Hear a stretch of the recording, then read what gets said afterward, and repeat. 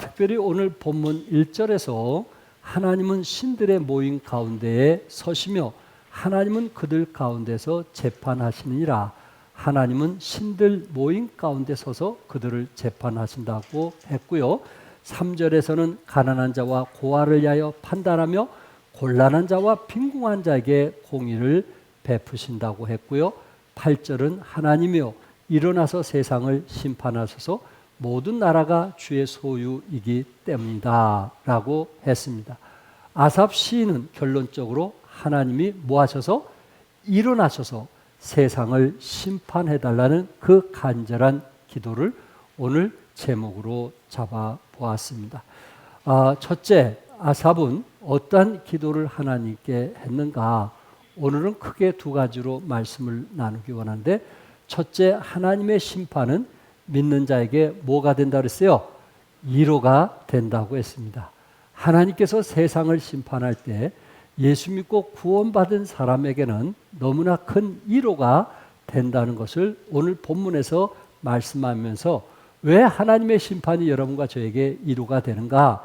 그 작은 두 가지 중에 첫째가 뭐냐면은 세상의 불의에 대해서 낙심하지 말아야 될 것을 말씀하고 있습니다. 하나님께서 세상을 심판하시기 때문에 세상의 어떤 불의로 인해서 여러분과 제가 잘못된 판단, 잘못된 심판을 받는다 할지라도 뭐하지 말자고요? 낭망하지 말자. 실망하거나 좌절하거나 불평하지 말라 하는 말씀입니다. 1절에 하나님은 신들의 모임 가운데 서시며, 하나님은 때가 되면은 신들 모임 가운데 뭐 하신다고요? 서신다고 했어요. 신들 모임 가운데 서시어 심판을 말씀하고 있습니다. 여기에 신들은 세상의 재판관들을 말하고 있습니다. 하나님께서 세상의 재판관들을 세워주셨거든요.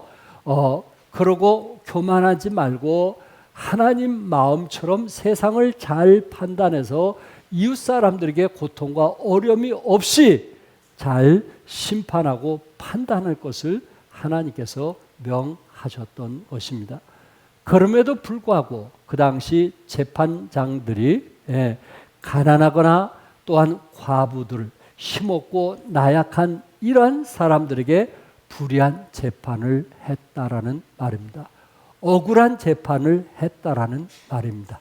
자신의 입장에서 판단을 했다라는 말입니다. 하나님께서 그 사실을 알고 하나님은 신들의 모임 가운데서 재판관들 그 모임 가운데 서셔서 오히려 재판하는 저들을 하나님께서 판단하시겠다고 말씀을 했습니다. 불의한 재판관 하면 아마 여러분들은 누가복음 18장의 그 말씀을 기억할 것입니다. 누가복음 18장에 한 과부에게 불의한 재판을 했던 비유를 주님께서 말씀하셨는데, 왜 불의한 재판관이라고 했어요?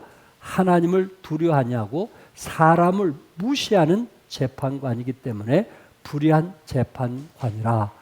하나님에 대한 두려움을 없이 또한 사람들을 무시해서 자기가 생각한 대로 판단하고 불평하는 자들을 반드시 하나님께서는 심판할 것을 약속하셨습니다. 이 재판관 앞에 한 과부가 자기의 억울한 사정을 하소연하는 것입니다. 성경은 그 억울한 사정의 내용은 기록되지 않았지만 강제로 재산을 빼앗겼든지 아니면 빚으로 인해서 아들을 노예로 이제 붙들어 갔다든지 또한 남편을 잃고 집에서 쫓겨났다든지 자유간에 대단히 억울한 사정이 있었습니다. 그래서 재판관에게 찾아가서 자기의 원수에 대해서 원한을 풀어달라고 호소했지만은 불의한 재판관은 어떻게 했어요? 듣지를 않았습니다. 혹시 그 당시에 권력의 배경, 권력의 백이 있다면 불의한 재판관이 들어줄지 모르겠어요. 또한 이 호소한 사람이 좀 돈이 많아가지고 뇌물을 좀 줄 수 있는 그러한 여인이었다면 혹시 불의한 재판관이 들어줄런지는 모르겠지만 여기에 한 과부, 한 아이를 데리고 살아가는 한 과부, 그에게는 너무나 가슴 맺힌 사건들이 있어서 풀어달라고 불의한 재판관에게 찾아왔지만 거절했던 그런 모습을 성경은 말하고 있습니다. 잘못된 자기 중심적인 생각에서 자기가 해야 할 마땅한 의무나 하나님의 공의, 진리, 심판 등에는 아랑곳하지 않는 참으로 불의한 재판관이었던 것입니다. 그런데 여기서 우리에게 주는 교훈이 무엇입니까?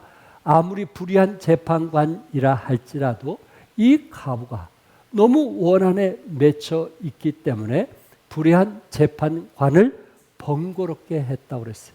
이 원한을 풀어달라고 재판관을 쫓아다녔다고 했습니다. 결국 불의한 재판관이라 할지라도 번거롭게 함으로 그 원한을 어떻게 했어요? 풀어주었다라고 성경은 비유해서 말씀을 했던 것입니다. 이 가난한 과부를 통해서 여러분과 제가 배울 수 있는 교훈이 무엇입니까? 그것은 어떤 불의를 당했다 할지라도 항상 기도하되 낙심하지 말 것을 말씀하고 있습니다. 어떤 억울한 일을 당한다 할지라도 세상이 누가 말한 것처럼 더러운 세상이라 할지라도 여러분과 저는 살아계신 하나님께 기도하되 뭐하지 말고 낭망치 말고 기도할 것을 성경은 우리에게 가르쳐 주고 있는 것입니다. 우리가 세상 떠나는 그 최후의 순간까지 해야 될 것이 무엇입니까? 다른 것은 이런 이유로 저런 이유로 멈출 수 있지만 기도는 쉴 수가 없고 기도는 끊을 수가 없다라는 말입니다. 아무리 자연 재난으로 홍수가 나고 또한 폭염으로 나라마다 산불이 난다 할지라도 여러분과 저는 쉬지 말고 계속 해야 될 일이 있는데 그것이 뭐라고요? 기도하는 거예요. 불의한 재판관이 있다 할지라도 여러분들이 아무리 억울한 일을 당한다 할지라도 우리는 살아계신 하나님께 낭망치 말고 기도할 것을 말씀하고 있습니다. 기도합시다. 쉬지 말고 기도합시다. 낭망치 말고 기도합시다. 여러분과 제가 예수 믿고 구원받은 사람으로서 해야 될 일은 쉬지 않고 기도하는 것입니다. 왜냐하면 불의한 재판관이라도 번거롭게 하기 때문에 들어주는 것처럼 우리 하나님께서는 어떤 기도도 들어주신다고 약속하셨기 때문에 오늘 본문의 불의한 재판관이라 할지라도 하나님은 신들 모임 가운데 뭐 하신다고요? 서신다는 것을 기억하시고 하나님께 부르짖으시기 바랍니다. 혹시 폭염으로 한밤중에 잠이 안 올 때 하나님께 기도하는 시간이구나 라는 마음으로 잠 오지 않는다고 폭염을 원망하고 불평하지 말고 하나님께서 나에게 기도하라고 잠을 깨줬구나 하고 여러분이 무릎을 조아리고 하나님께 기도하는 시간이 되어서 백보자 심판에서 여러분의 억울한 일을 응답해 주시는 하나님을 바라보면서 쉬지 않는 기도의 생활이 될 수 있기를 바랍니다. 하나님의 심판은 믿는 자에게 이루가 되는데 또한 두 번째 하나님의 심판을 믿는 사람은 남을 판단하지 말아야 합니다. 누가복음 18장에서 불의한 재판관과 억울한 과부의 이야기를 예수님은 비유로 말씀하셨습니다. 당시 사회의 일면으로 재판관 하면 가장 권세 있는 자요, 과부하면 이는 아주 약한 사람들입니다. 외로운 사람이에요. 무위무탁하여 사회적으로나 경제적으로 모든 면에서 의지할 데가 없을 만큼 살아가기 힘든 사람입니다. 물론 지금은 다릅니다. 지금은 홀로 계신 어머니들이 오히려 더 잘 사고 편하게 사는 경우들을 우리 주위에서 많이 보게 되는데 이 당시에는 그랬다라는 이야기입니다.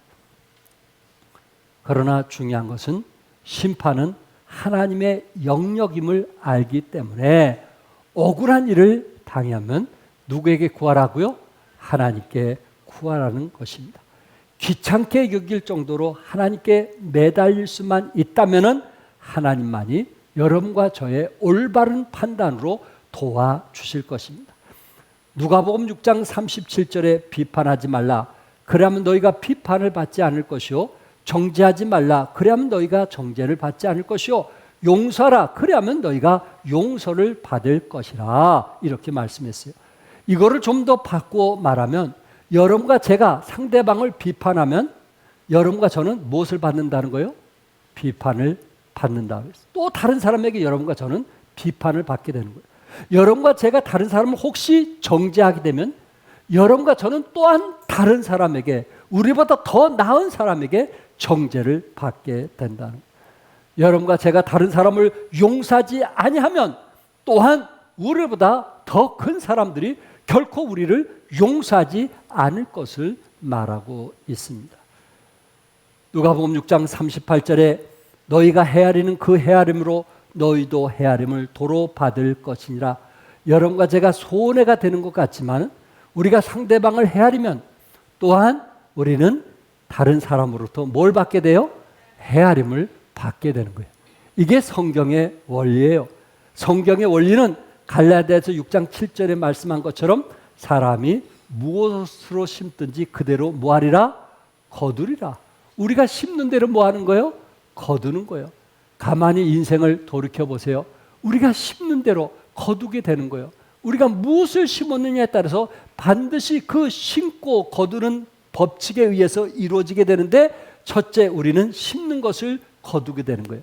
콩을 심으면 콩을 거두는 거예요. 둘째, 심는 비례로 거두게 되는 거예요. 한 마지기 심으면 한 마지기 거두게 되는 거예요. 셋째, 심는 것보다 더 많이 거두는 거예요. 몇 배의 콩을 거두게 되는 거예요. 이 원리를 여러분과 제가 기억하시고 여러분과 제가 다른 사람에게 친절을 베풀면 결국 우리는 친절을 낳게 되고 또한 그 사랑은 사랑을 낳게 되는 거예요.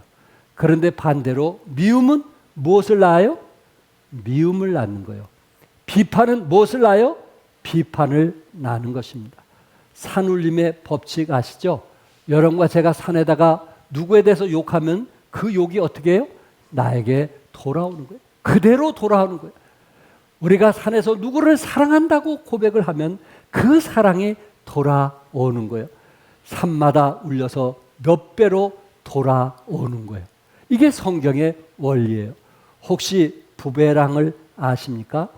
이것은 던진 사람에게 되돌아오게 되었어요. 자득이라고 할 수 있습니다. 에스더에 나오는 하만은 모르드게와 유대인들을 이제 죽이려고 했던 것 아시죠? 그래서 모르드게를 장대 위에다가 달아서 죽이려고 했고 유대인들을 한 날 모든 날에 죽이려고 계획을 세웠습니다. 그런데 에스더와 유대인들의 간절한 기도로 어떻게 되었어요? 모르드레를 그 장대에 죽이려고 했던 그 장대에 누가 달려 죽었어요?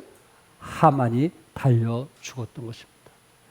자기가 다른 사람을 죽이려고 했던 그 계획을 하나님께서 아시고 오히려 하만이 그곳에 달려 죽었다라는 말입니다. 아무리 억울한 일을 당해도 하나님은 신들의 모임 가운데서 재판장들 모임 가운데 서셔서 하나님은 저들을 심판하시겠다고 말씀하셨습니다. 본문에 뭐라 했어요? 너희가 불공평한 판단을 하며 악인의 낫 보기를 언제까지 하려느냐 하고 2절에 말씀했어요. 저들이 불공평한 판단을 할지라도 대재판관이신 우리 주님께서 오셔서 정의로 판단을 하고 심판을 하신다는 말씀입니다. 사랑하는 성도 여러분, 우리는 세상 사람들로부터 혹시 조롱과 미움과 또한 비난을 당해본 적 없으십니까? 억울한 일을 당해본 적 없으십니까? 살아계신 하나님께 그 일을 맡기십시오. 반드시 우리 하나님은 대재판장으로 이 땅에 오셔서 공과 의를 심판하시고 옳음과 그름을 심판하시게 될 것입니다. 두 번째, 하나님의 심판은 가난한 자들에게 위로가 됩니다. 우리 3절 4절 다 같이 읽겠어요. 다 같이 시작. 가난한 자와 고아를 위하여 판단하며 곤란한 자와 빈궁한 자에게 공의를 베풀지며 가난한 자와 궁핍한 자를 구원하여 악인들의 손에서 건질지라 하시는도다. 아삽 시인은 이 세상의 주권자나 재판관들이 공정한 판결을 하지 않으므로 하나님께서 직접 판단하게 될 것을 지금 선포하고 있는 것입니다. 재판관들이 책임 추궁을 받는 것은 소외된 계층과 혜택을 받지 못한 어려운 사람을 돌아보지 않았기 때문에 하나님께서 이렇게 고아나 가난한 사람을 돌아보지 아니하고 또한 저들을 의를 위해서 판단하지 못한, 심판하지 못한 저들을 하나님께서 이제 판단하시겠다고 말씀을 했습니다. 물론 다 그런 것은 아닐 것입니다. 재판관들 중에 좋은 사람들이 우리 주위에 많이 있고 의를 위해서 재판하려고 하는 사람들이 우리 주위에 많이 있습니다. 그럼에도 불구하고 어떤 사람은 돈 있는 사람에게, 어떤 사람은 권력 있는 사람에게 바르게 판단하지 못하고 그쪽 편에 서서 연약하고 또한 과부들이나 가난한 자들에게 억울하게 판단하는 경우들이 있는데 하나님께서 기억하고 있더라 하는 말입니다. 이게 무서운 거 아니겠어요? 성경 구약에는 가난한 자에게 하나님께서 관심이 있음을 말씀하고 있습니다.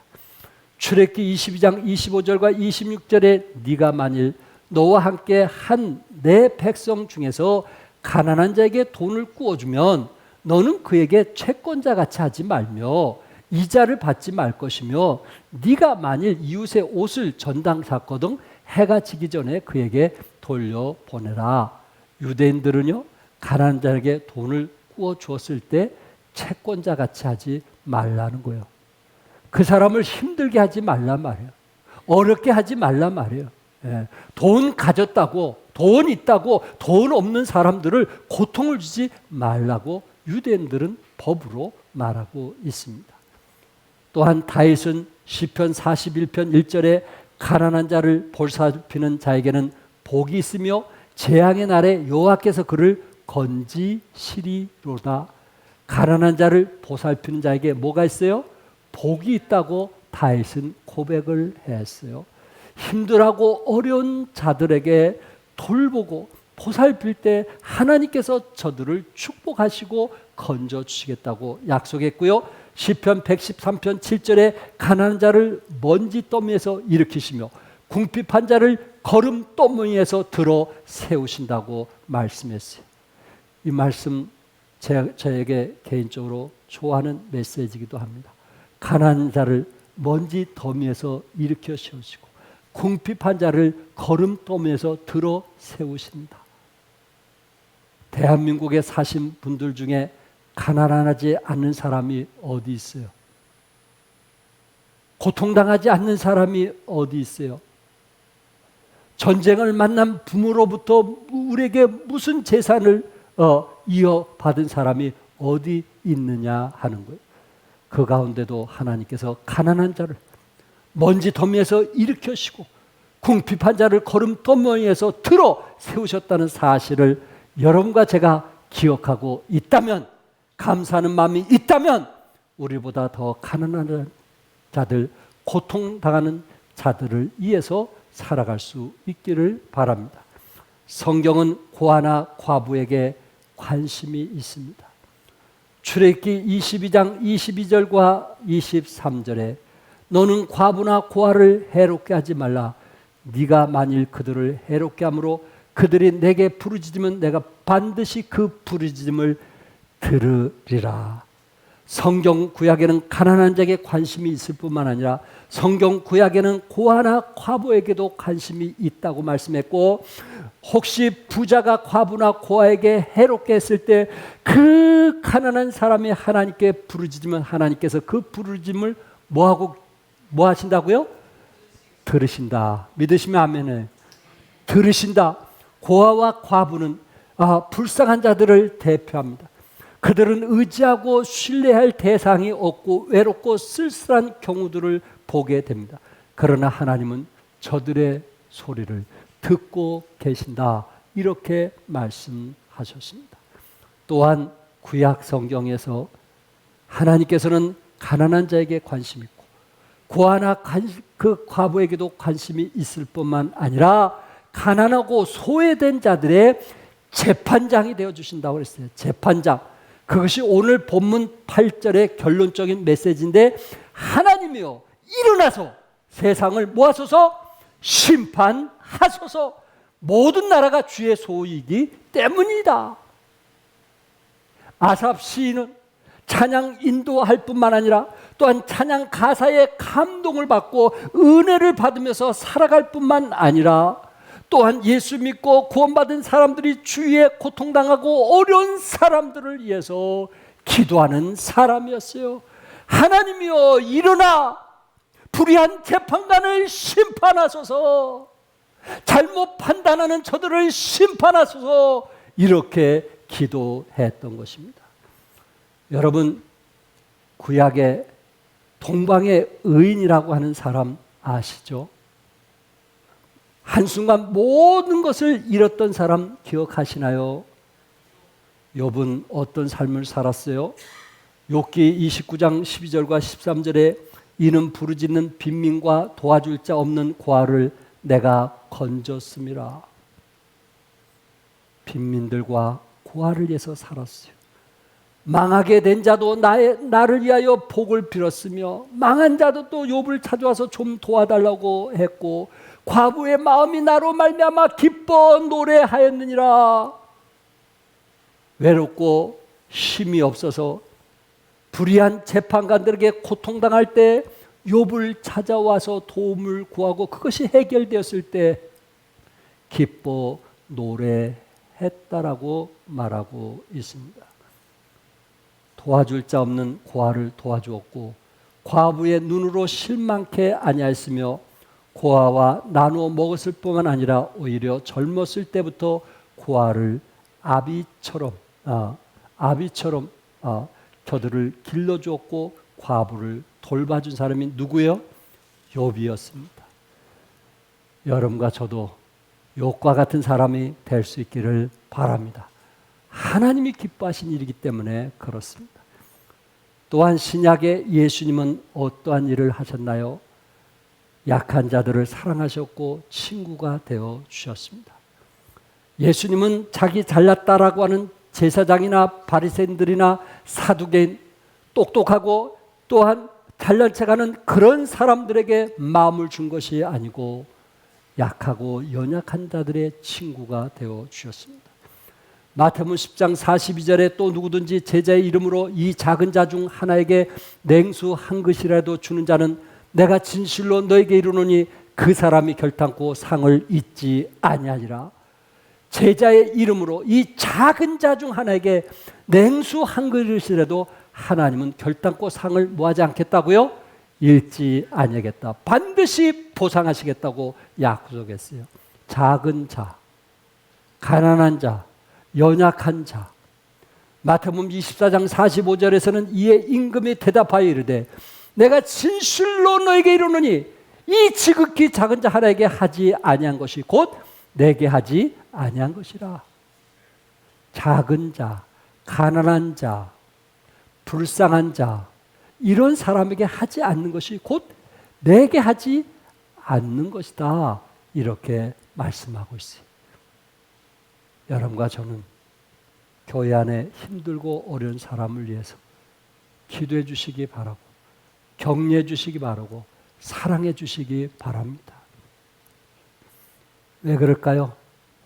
시편 68편 5절 말씀 다 같이 읽겠어요. 시편 68편 5절 다 같이 시작. 그의 거룩한 처소에 계신 하나님은 고아의 아버지시며 과부의 재판장이시라. 우리 하나님은요, 부자의 아버지가 아니에요. 우리 하나님은 잘난 척하는 사람의 아버지가 아니란 말이에요. 지금 부자가 잘못됐다 절대 그런 말은 아니에요. 고아의 아버지요 과부의 재판장이시라 이렇게 말씀했어요. 그러니까 가졌다고 잘난 척하는 사람의 아버지가 아니고 오히려 가졌으면서도 불쌍한 사람을 돕는 그 사람의 아버지라는 거예요. 고아의 아버지요 과부의 재판장인 것을 믿으시기 바랍니다. 아삽 시인도 하나님께서 가난한 자와 고아와 과부를 귀하게 여겼다고 했고, 또한 마태복음을 기록한 마태 기자도 가난한 자에 대해서 이렇게 말했어요. 마태복음 11장 5절에 맹인이 보며 못 걷는 사람이 걸으며 나병 환자가 깨끗함을 받으며 못 듣는 자가 들으며 죽은 자가 살아나며 가난한 자에게 복음이 전파된다. 누구에게 복음이 전파된다고요? 가난한 자에게 복음이 전파된다. 육체적으로 병든 자는 치유를 받게 될 것이고 물질적으로 가난한 자에게는 복음이 전파된다고 했습니다. 복음은 약한 자에게 전해집니다. 소외된 자에게 관심을 가집니다. 병든 자를 찾아갑니다. 죄인의 마음을 두드립니다. 가난한 자들에게 복음이라는 말은 고통과 가난한 중에 있는 자에게 메시아가 임했다는 것입니다. 기쁜 소식은 내가 부자라고 하는 사람에게, 내가 건강하다고 하는 사람에게, 그렇게 자기 자신을 자랑하는 사람에게 복음이 나타나는 것이 아니고 가난한 사람, 하나님의 도움을 절대적으로 필요한 사람, 영육이 가난할 때 하나님을 의지하게 되고 하나님께 가까이 나갈 때 그 복음을 통해서 천국이 저희 것이 되는 것입니다. 의사 누가복음을 기록한 기자이면서 누가복음 4장 18절에 이렇게 말씀했어요. 주의 성령이 내게 임하셨으니 이는 가난한 자에게 무엇을 복음을 전하게 하시려고 내게 기름을 부으시고 나를 보내사 포로된 자에게 자유를, 눈먼 자에게 다시 보게 함을 전파하며 눌린 자를 자유롭게 하고. 복음은 누구에게 전해지는 거예요? 가난한 자에게요. 예수님도 가난한 자를 위해서 건강한 자가 아니고 병든 자를 위해서 오셨던 것처럼 여러분과 제가 정말 심령이 가난하다면 바로 그분을 위해서 주님이 오셨고, 또한 육체적으로 가난해서 도움이 필요할 때 우리는 하나님을 의지하게 되는데 그 사람을 위해서 우리 주님이 오셨다라는 말입니다. 그러면서 오늘 본문 6, 7절에 내가 말하기를 너희는 신들이며 다 지존자의 아들들이라 하였으나 재판관들이 스스로 뭐라고 말한지 아시죠? 나는 하나님의 아들이라, 그리고 다 지존자의 아들이라 이렇게 말을 합니다. 그러나 너희는 사람처럼 죽으며 고간에 하나같이 넘어지리라고 말씀했어요. 얼마나 무서운 말씀인지 아시겠죠? 새 번역에서 이해를 좀 돕기 위해서 하나님께서 말씀하셨다. 너희는 모두 신들이고 가장 높은 신분의 아들들이지만 너희도 사람처럼 죽을 것이고 여느 군주처럼 쓰러질 것이다. 결국 너희들도 쓰러져 넘어질 것을 성경은 말씀하고 있습니다. 그렇기 때문에 재판관일 때 잘할 수 있기를 바랍니다. 여러분과 제가 혹시 누구를 판단할 때 잘할 수 있기를 바랍니다. 왜? 그 잘못된 판단은 하나님 앞에 심판을 받을 수밖에 없기 때문에 그렇습니다. 스코르치 원리 아시죠? 스코르치. 돈은 영원히 불안감을 불러일으키고 인간은 돈을 아무리 많이 가져도 만족하지 못한다는 원리입니다. 돈 가진 사람은 더 갖고 싶어 하는 거예요. 절대로 만족한 사람이 없어요. 그래서 그 욕심이 화를 당하는 거예요. 다른 사람에 비해서 웬만큼 살 수 있는데 더 욕심을 내는 거예요. 돈만 있으면 모든 것을 다 할 수 있다고 믿는 것.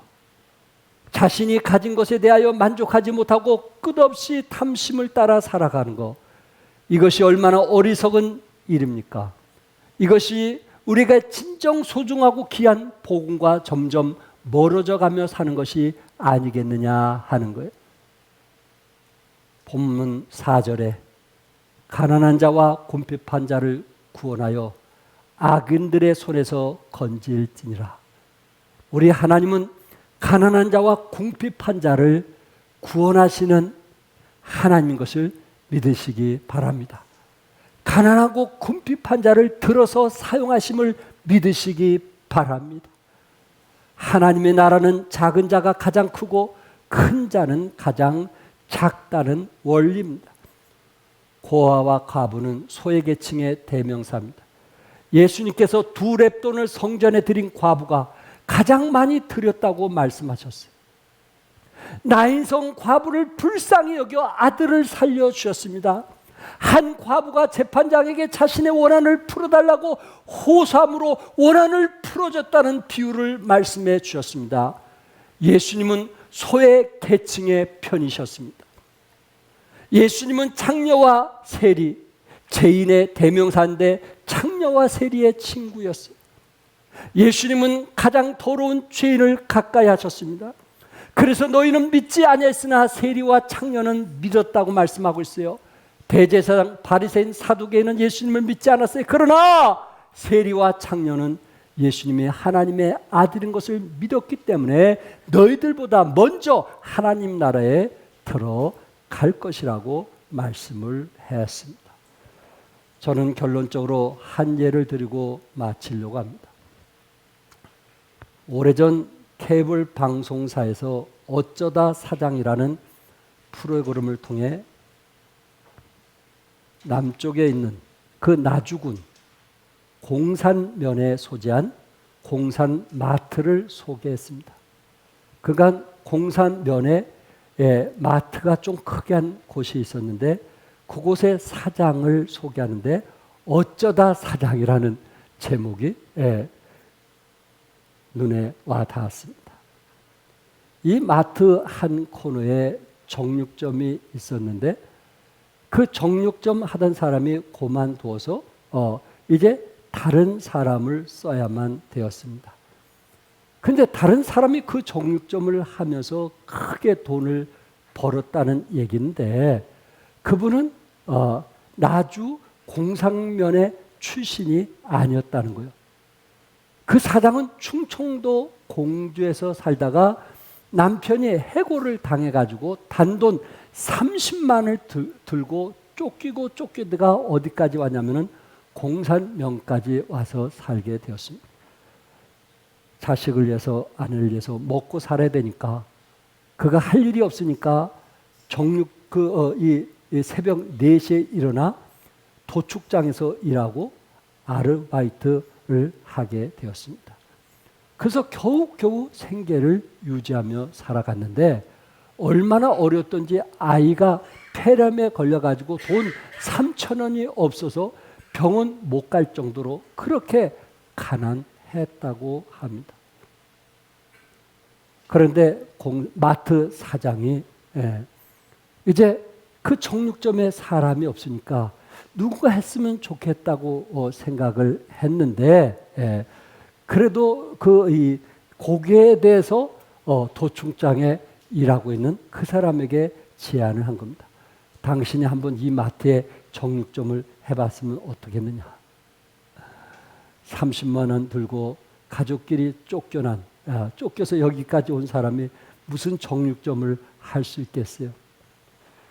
그래도 좀 믿을 수 있는 사람이 장인 장모라 장인 장모에게 찾아가서 이런 일이 있습니다. 저를 좀 도와주십시오 했더니 장인 장모님이 장롱을 뒤져가지고 거기에 있던 폐물 몇 개를 끊으면서 사이 이게 내 재산이야. 미안해. 그러더라는 거예요. 그래서 그거를 가져와가지고 이제 마트 사장에게 보여준 거예요. 자, 내가 가진 것은 이것뿐이 없습니다. 저를 좀 도와주십시오. 한번 도와주십시오. 그랬을 때 마트 사장이 불쌍하기도 하고 열심히 살려고 하는 그 모습을 보면서 그에게 냉장고도 빌려주고 모든 건 다 무료로 쓰도록 하고 그곳에서 일하도록 했다고 합니다. 이분이 한 달, 두 달, 6개월, 1년, 2년 하면서 그 정육점에 사람들이 몰려들기 시작하고 그것이 잘 돼서 집도 사고 그것이 잘 돼서 그 마트에 아들 가게도 하나 차려주고 그러면서 생활이 여유롭게 되어서 정육점의 사장이 된 겁니다. 그것이 케이블 방송사의 실화로 나온 거예요. 어쩌다 사장이란 프로그램. 근데 이 정육점 사장이 이야기하는 거예요. 제가 이렇게 된 것은 마트 사장이 나를 위해서 그 당시 가진 것 하나 없는 나에게 이렇게 베풀어 줬기 때문에 성공하면 갚으라고 도와줬기 때문에 제가 이렇게 성공할 수 있었습니다. 그렇게 얘기합니다. 그랬더니 마트 사장이 뭐라고 하는지 아세요? 마트 사장이 아닙니다. 이분이 정육점 하면서 정육점이 잘 되니까 마트가 잘 됐습니다. 이 사람은 복덩어리입니다. 내가 잘 선택한 겁니다. 이 사람이 들어와가지고 정육점이 잘 되니까 고기 사러 오면서 다른 게 더 잘 돼서 저는 부자가 됐습니다. 서로 격려하고 세워주는 아름다운 모습. 한 사람이 실패했을 때 그를 나무라지 않고 이해하고 자기도 어렸을 때 그렇게 산 것을 알고 도와줬던 사랑의 이야기. 감동적인 이야기 아닙니까? 우리 성경에도 주는 자가 뭐가 있다고요? 복이 있다고 했습니다. 베푸신 분들 하나님의 복이 있을 것입니다. 그리고 우리는 서로 격려하고 세우는 그러한 그리스도인들 얼마나 아름답습니까? 우리 하나님은 재판하시며 판단하시며 심판하시는 하나님을 믿으시기 바랍니다. 혹시 우리 성도들 가운데 지금 힘들고 어려운 불의로 인해서 주의 어떤 압력으로 인해서 고통과 아픔이 있다면 재판관이신 누구를 의지하자고요? 하나님을 의지하시기 바랍니다. 반드시 우리 하나님은 재판관으로 나타나셔서 옳고 그름을 판단하시게 될 것이고 여러분을 상급으로 갚아 주실 것입니다. 하나님의 은혜와 축복이 여러분 가정에 함께 하시기를 주님의 이름으로 축복합니다. 기도하겠습니다. 사랑하는 성도 여러분,